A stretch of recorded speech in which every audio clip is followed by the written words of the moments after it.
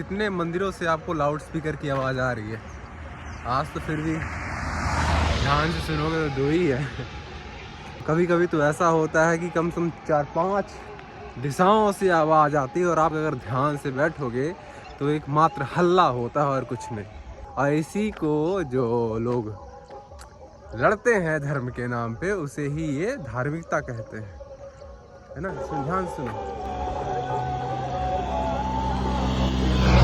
उधर से, और आपको कुछ समझ में नहीं आ रहा क्या चल रहा है। ऐसे भारतीय दर्शन में एक लेखक हुआ था संत, उसने लिखा भी है कि काकर पाथर जोड़ के मस्जिद लिया बनाए, ताचड़ मुल्ला बाग दे क्या बहरा हुआ खुदा है।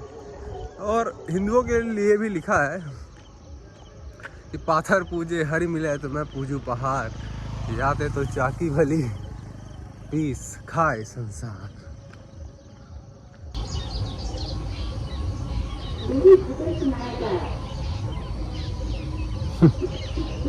ऐसे बीच बीच में के एड्स भी सुनने को मिलते हैं। मेरे प्यारे ग्रामीण वासियों, मैं पिछले 1.5 सालों से हर रोज़ इस तालाब के पास आता हूँ, सुबह शाम 1 घंटे रोज़। और जब भी ये स्पीकर चलता है मैं यहाँ से उठ के चला जाता हूँ। जानते हो क्यों? क्योंकि आप लोग ये समझते हैं कि चलो भगवान के नाम पे कुछ भी हो रहा है, लेकिन वास्तव में ये एक असंवेदनशील प्रक्रिया है। आवाज़ का विज्ञान अगर आप पढ़ो समझोगे तो हर व्यक्ति की आवाज़ उसकी क्षमता के अनुसार होती है। आपकी आवाज़ आपकी क्षमता के अनुसार है, सारे जीव जंतुओं की आवाज़ उनकी क्षमता के अनुसार है। लेकिन ये जो आवाज़ है ये वास्तव में ध्वनि प्रदूषण है।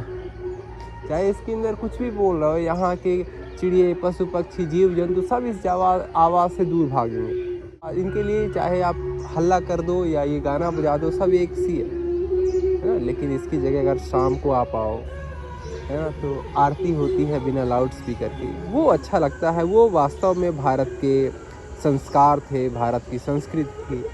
तालाब के बाहर उन सीढ़ियों में, उन घाटों पे दिए जलाए जाते हैं, वो वास्तव में भारतीय संस्कृति का हिस्सा है।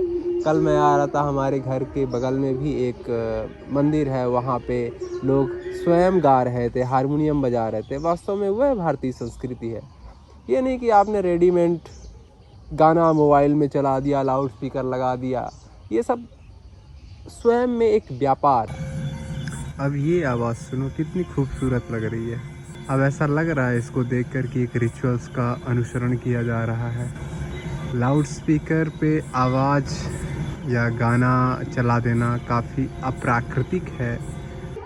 और जब ये चीज़ आप अति में करते हो तो वास्तव में एक जो मासूम बच्चे का दिमाग होता है, जो एक संवेदनशील, जो सीखना चाहता है, वो इन लाउड स्पीकर से वो बहुत ही जड़ और जटिल बन जाएगा।